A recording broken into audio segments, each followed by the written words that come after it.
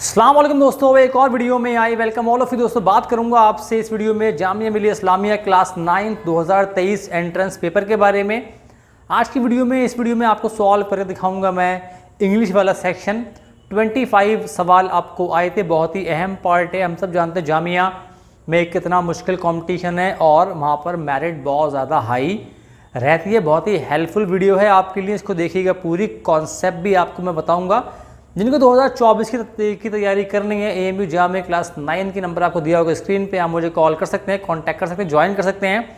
पैस coaching provide करवाएंगे आपको। अगर आप हमें सपोर्ट करेंगे तो आप ज़रूर 2024 में जामिया या AMU में क्लास 9 में पढ़ रहे होंगे। सवाल आपको दिखेंगे स्क्रीन पे, मैं बताऊँगा उनके आंसर्स और कॉन्सेप्ट। पहला सवाल आपको यहाँ दिख रहा होगा। सो पहला पार्ट आपको आया था यहाँ पर, पूरा एक आपको मतलब पैराग्राफ आया था एक पेज का, और उसके बेस पे आपको 4-5 सवाल दिए थे। पैराग्राफ तो पूरा मैं यहाँ नहीं पढ़ने वाला हूँ। पैराग्राफ आपको दिख रहा होगा आपकी स्क्रीन पे, मैं बताऊँगा उनके आंसर और किस लाइन में उनके आंसर्स हैं। पहला सवाल आपको आया था यहाँ पर, फर्स्ट क्वेश्चन आपको दिख रहा होगा, what was the main purpose of the ancient Egyptian pyramid. आपने सुना होगा इजिप्शियन पिरामिड्स के बारे में, तो पूछ रहे हैं कि उसका मेन पर्पस क्या था। तो इसका आंसर आपको पहले पैराग्राफ की सेकेंड लाइन में आपको मिल जाएगा। आप देखें, इसका मेन था purpose, the pyramids were built as a burial place and monuments. जो आपके फ़ैरो का मतलब होता है किंग, इजिप्शियन किंग को बोलते हैं मतलब फ़ैरो। तो उनके बैरियल जहाँ पर उनको दफनाया जाएगा वो उसका मेन पर्पस था। तो इसमें ऑप्शन बी जो है वो आपका सही आंसर था, बल्कि option D as burial sites for the pharaohs, ये आपका सही आंसर था। नेक्स्ट सवाल आपको आया था, what is the largest pyramid build by the Egyptian. इसका आंसर आपको मिल जाएगा सेकंड पैराग्राफ की, आपको मिल जाएगा सेकंड लाइन के अंदर। तो यहाँ पर द पिरामिड ऑफ खुफू, ये था आपका सबसे बड़ा, और इसको बोलते हैं the great pyramid of Giza. वैसे इसका नाम एक और भी है, the great pyramid of Khufu. सबसे बड़ा पिरामिड ये बनाया गया था। हाँ, और दोस्तों उसके बाद थर्ड सवाल आपको आया था, why did many of the pyramids have fake passages and traps.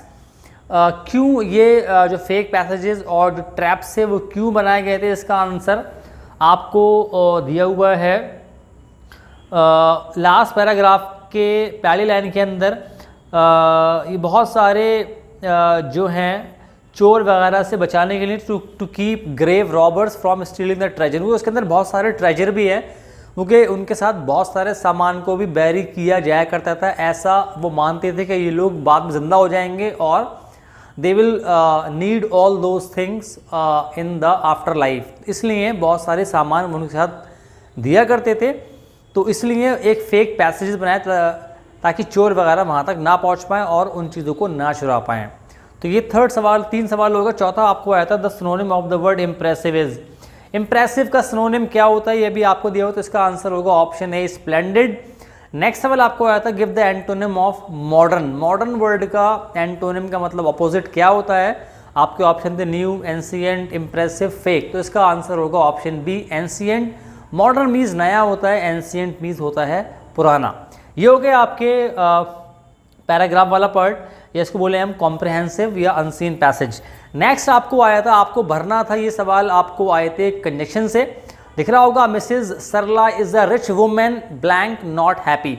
अब ये देखिए, जो ये सेंटेंस क्या है, ये ऑपोजिट हैं। जो आदमी रिच होगा normally he is considered happy, but यहाँ पर नॉट हैप्पी है। तो इस टाइप के दो ऑपोजिट सेंटेंस को जोड़ने के लिए हम इस्तेमाल करते हैं बट का। तो इसमें आपका क्या होगा, ऑप्शन सी जो है, Mrs Sarla is a rich woman but not happy. क्योंकि हैप्पी और रिचनेस एक साथ जाते हैं, लेकिन यहाँ पर वो रिच के बाद बेला होने के बाद भी हैप्पी नहीं है। तो इसलिए इसका आंसर होगा option C which is but. Next question आपको आया था, the school bell does not ring blank the principal arrives. अब दोस्तों ये थोड़ा मुश्किल ज़रूर बच्चों को पढ़ा होगा। तो इस स्कूल, इसका आंसर होगा ऑप्शन ए जब तक। इसका ये भी आपका जो है ये भी कनेक्शन है। तो the school bell does not ring until the principal arrive. बाकी और सारे जो ऑप्शंस हैं, that those options do not fit in this sentence. तो इसमें आपका आएगा अंटिल का मतलब होता है अप टू द टाइम, है ना। तो जब तक प्रिंसिपल नहीं आते, जब तक बेल नहीं बजती है। तो ये इसका पूरा मीनिंग होगा। तो option A is your correct answer. Next question आपको आया था, जहाँ पर आपको आया था प्रॉपर टेंस मतलब वर्ब आया था, आपको सही फॉर्म ऑफ वर्ब जो है वो उसमें फिल करना था। पहला क्वेश्चन आपको आया था Seema and her family blank here since January 1999। आपको आगे दिया हुआ वर्ब लिव, तो इसको हम किस तरह से सेंटेंस में फिट करेंगे। तो ये सेंटेंस जो है आपका हो जाएगा प्रेजेंट परफेक्ट कॉन्टिन्यूअस, तो इसमें इज लिविंग नहीं होगा, हैव लिविंग नहीं होगा, sorry have been living, are living और हैज़ बीन लिविंग। अब यहाँ पर सीमा एंड हर फैमिली, तो ये आपका जैसा सब्जेक्ट वैसा वर्ब, तो इसमें ऑप्शन डी जो है, सॉरी ऑप्शन बी जो है हैव बीन लिविंग वो सही आंसर होगा, क्योंकि जैसा सब्जेक्ट वैसा वर्ब, तो हैव बीन लिविंग होगा। उसके बाद आगे सिंस दिए हुआ, तो ये प्रेजेंट परफेक्ट कॉन्टिन्यूअस टेंस का सेंटेंस आपको दिया था। नेक्स्ट क्वेश्चन आया था when I visited him in Kolkata he blank there for 6 years। अब ये सवाल आपको आया था, ये भी आपको सवाल टेंस से आया था, वर्ब आपका टीच, तो आपको टीच की सही फॉर्म इसमें फिल करना थी। तो when I visited him in Kolkata क्या होगा, he had been teaching there for 6 years, वो वहाँ पर 6 साल से पढ़ा रहा था। तो ये इसका सही आपका सेंटेंस होगा, पूरा पढ़ा रहा था, पास्ट फॉर्म है, ही हैड बीन टीचिंग, तो पास्ट परफेक्ट कॉन्टिन्यूअस ये आपका सेंटेंस है। नेक्स्ट क्वेश्चन आपको आया था I blank a letter to her yesterday, verb है आपका सेंड। अब ये यस्टरडे आ रहा है तो यही पास्ट टेंस है, तो इसमें simple I sent a letter to her yesterday, तो ये कल का है तो सिंपल पास्ट है आपको, तो सेंड का होता है सेंट, तो सेंट आपका सही ऑप्शन होगा, ऑप्शन डी सही आंसर है। नेक्स्ट आपको दोस्तों आया था, ये मॉडल से आया था, मॉडल वर्ब जो होते हैं can, could, may, might, would, shall, should, ये सब मॉडल वर्ब्स होते हैं। ये आपको भरना थे, 2 क्वेश्चंस आपको इससे आए थे। You blank not go to Shimla the meeting is cancelled. अब ये आपके ऑप्शन है कैन, विल, नीड, मे, तो you can not go to Shimla नहीं है, you will not go to Shimla भी नहीं होगा, you need not go to Shimla, क्योंकि यहाँ पर ये मॉडल है और मॉडल के बाद फ़ौरन बाद जो है वो आपका टू वाला नहीं आता है, तो ये you need not go to Shimla होगा, यू कैन नॉट नहीं होगा, नहीं जा सकते नहीं है, जाने की ज़रूरत नहीं है, ये इसका जो है सही सेंटेंस का मीनिंग है, यू जाने की ज़रूरत नहीं क्योंकि मीटिंग जो है कैंसिल हो गई। विल नहीं होगा, और कैन और विल 2 अलग टाइप के आपके मतलब मॉडल्स हैं, तो यहाँ पर नीड आएगा, ऑप्शन सी सही आंसर होगा। अ जज कैन, शुड, कुड, मस्ट। अब यहाँ पर देखिए शुड और मस्ट 2 ऑप्शन में से कोई भी आ सकता है, लेकिन शुड जो है वो आपका एक नॉर्मल जो ड्यूटी होती है उसके लिए आता है। मस्ट का मतलब होता है जब आप डिटरमाइंड हो, कोई काम आपको कंपल्सरीली करना हो, तो जज को माना जाता है जज मस्ट बी जस्ट, है ना, उसको होना ही चाहिए, एक नॉर्मल एडवाइस नहीं है, it has some force to it, क्योंकि ये बहुत ज़रूरी होता है, इसलिए यहाँ पर मस्ट आता है। कहाँ पर, जहाँ पर बहुत स्ट्रॉन्ग फोर्स होता है आपकी बात के अंदर, तो यहाँ पर वही टाइप का सेंटेंस है, तो यहाँ पर मस्ट आएगा, शुड नहीं आएगा। नेक्स्ट आपको सवाल आए थे एक्टिव पैसिव से। पहला आपको आया था who has broken the window. Who has broken the window, आपको इसको कन्वर्ट करना भी था पैसिव वॉइस के अंदर। ये सेंटेंस है आपका प्रेजेंट परफेक्ट टेंस है, तो हम जानते हैं कि हु को जो है बाय हुम में कन्वर्ट कर देते हैं, बाकी सेंटेंस को आपका हैज़ बीन, उसके रूल्स होते हैं आपका, अगर आपका प्रेजेंट तो हैज़ के साथ बीन आता है, हैज़ और हैव दोनों हैं, तो यहाँ पर आपका सिंगुलर है तो यहाँ पर हैज़ आएगा, तो आप देखिए, और हु को हम बाय हुम में कन्वर्ट कर देते हैं। तो यहाँ पर आप देखें पहला और लास्ट में आपका बाय हुम है, लेकिन जो सही सेंटेंस है वो पहला वाला है, by whom has the window pane been broken, ये सही आंसर इसका हो। Bye whom has been broken ये सही इसका ऑर्डर नहीं है, बाय हुम के बाद आपका हेल्पिंग वर्ब आएगा, then you will have the object, okay, आपका सब पहले आपका जो था आपका ऑब्जेक्ट जो था वो सब्जेक्ट बन जाएगा, तो द विंडो पेन आ जाएगा, और फिर बीन ब्रोकन आपको आ जाएगा, तो ऑप्शन ए जो है वो सही आंसर है। नेक्स्ट क्वेश्चन आपको आया था, ये वाला थोड़ा बच्चों को मुश्किल लगा होगा, someone has stolen my purse. अब यहाँ पर जब भी हमारे एक्टिव वॉइस के अंदर इनडेफिनिट प्रोनाउन आता है तो उसको पैसिव वॉइस में हम मेंशन नहीं करते हैं, ये सिंपल रूल होता है। तो someone has stolen my purse, तो यहाँ पर कई बच्चों ने लगाया होगा my purse has been stolen by someone, ये रॉन्ग सेंटेंस है। रॉन्ग आंसर है, मतलब इसका सही होगा my purse has been stolen, क्योंकि जब मैंने बताया आपको रूल, अगर आपका इंडेफिनिट प्रोनाउन होता है तो फिर उसको पैसिव वॉइस में मेंशन नहीं किया जाता है, तो ऑप्शन बी सही आंसर इसका होगा।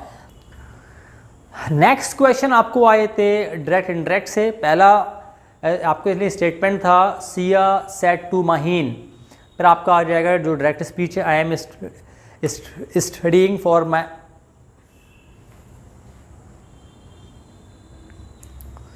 नेक्स्ट क्वेश्चन आपको आए थे डायरेक्ट इनडायरेक्ट जो टॉपिक है उससे। पहला आपके लिए स्टेटमेंट है Siya said to Maheen I am studying for my exam. अब ये आपको बदलना है इनडायरेक्ट के अंदर। तो हम जानते हैं जब आपका अफर्मेटिव सेंटेंस होता है तो वहाँ पर सैड जो है वो टेल में कन्वर्ट होता है, यहाँ पर सैड है तो ये टोल्ड हो जाएगा। तो पहले वाले पार्ट में क्या होगा, सिया टोल्ड माहीन। अब सिया जो है वो थर्ड पर्सन है तो आई जो है ना वो उसके हिसाब से कन्वर्ट हो जाएगा सब्जेक्ट के हिसाब से, तो क्या हो जाएगा उसके लिए आएगा शी और फिर एम का हो जाएगा वॉज, बाकी सारा सेम रहेगा। तो ऑप्शन सी जो है Siya told Maheen that she was studying for her exam, ये आपका सही आंसर इसमें होगा। नेक्स्ट क्वेश्चन आपको आया था he said to me where are you going now. अभी आपका इंट्रोगेटिव सेंटेंस है और जब इंट्रोगेटिव सेंटेंस किसी भी क्वेश्चन वर्ड से स्टार्ट होता है तो उसको हम वैसे ही रखते हैं, उसको कोई भी चेंज नहीं होता है। पहले वाले में हो जाएगा बस ही आस्क्ड मी। अभी वेयर आर यू गोइंग है तो ये आपका वेयर वर हो जाएगा और नाउ का देन हो जाता है, तो ये आपका सही होगा he asked me where I was going then, तो ये ऑप्शन ए जो है वो सही आंसर होगा। नेक्स्ट है the teacher said honesty is the best policy. अब ये जामिया ने बड़े अच्छे सवाल दिए हैं, इसमें बिल्कुल बहुत बढ़िया सवाल दिए हैं। यहाँ पर आपका क्या होता है honesty is the best policy, आपका एक मतलब यूनिवर्सल ट्रुथ है, ये कभी भी चेंज नहीं होता, ये ऐसे ही रहेगा। और बस इसमें इस सेंटेंस में सिर्फ दैट आएगा, बाकी सारा सेम रहेगा। The teacher said that honesty is the best policy, इसमें कुछ भी चेंज नहीं होगा क्योंकि ये आपका यूनिवर्सल फैक्ट है। नेक्स्ट क्वेश्चन आपको आया था, यहाँ पर सवाल आपको आए थे प्रीपोजिशन से। पहला सवाल है he fell blank the horse, आपके ऑप्शन है from, at, of, O double F off और ओ एफ ऑफ। तो यहाँ पर क्या होता है फ्रॉम द नहीं, he fell off the horse, off O double F off होगा क्योंकि इसका मतलब होता है कि गिर जाना, हट जाना, ठीक है। तो he fell from the horse नहीं होगा, he fell off O double F off होगा, ऑप्शन सी सही आंसर होगा। बहुत सारे बच्चों ने इसका आंसर फ्रॉम लगाया होगा क्योंकि गलत है। नेक्स्ट क्वेश्चन आपको आया था what did you shout blank him for.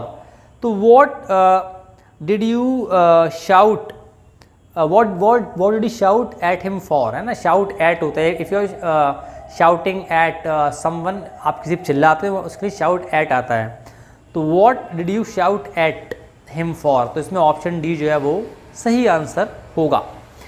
Next question आपको आया था, यहाँ पर आपको टाइप ऑफ सेंटेंस पहचानना था। पहला है wow I am glad to hear the नी दैट न्यूज़। अब ये वाओ और आपका अलास, हुर्रा, इस टाइप के वर्ड्स आते हैं, वो हमारा होता है एक्सक्लेमेटरी सेंटेंस। बहुत ही आसान था, ऑप्शन डी सही आंसर होगा जो आपको दिया हुआ एक्सक्लेमेटरी सेंटेंस। नेक्स्ट क्वेश्चन आपको आया था I can not answer this question. आपको था ना select the correct word to complete the sentence. I can not answer this question, it is क्या होगा, इम्पॉसिबल, है ना, इट इज़ इम्पॉसिबल, ये वाला आंसर इसमें होगा। ऑप्शन ए जो है वो सही आंसर होगा, इट इज़ इम्पॉसिबल। नेक्स्ट आपको आया था आई think English is one of. अब वन ऑफ की आपका सवाल आया था आर्टिकल से, 3 आर्टिकल होते हैं ए एंड द, उसी सवाल आपको आया था। काफ़ी बड़ा टॉपिक है वैसे ये। देखिए यहाँ पर क्या होता है जब हम सुपरलेटिव यहाँ पर आ रहा है मोस्ट, तो ये सिंपल रूल होता है अगर आपको सुपरलेटिव आएगा उससे पहले हम दा का इस्तेमाल करते हैं, मतलब डेफिनेट आर्टिकल का इस्तेमाल करते हैं। तो अगर आपको ये रूल पता है तो ये बहुत ही आसान है। I think English is one of the most important subject that you need to study, तो ऑप्शन सी जो है वो सही आंसर होगा। नेक्स्ट सवाल भी आपको आर्टिकल से ही आया था, आपको दिख रहा होगा दे वेटेड अबाउट। अब आर है, आर जो है यहाँ पर एच है, लेकिन एच साइलेंट होता है।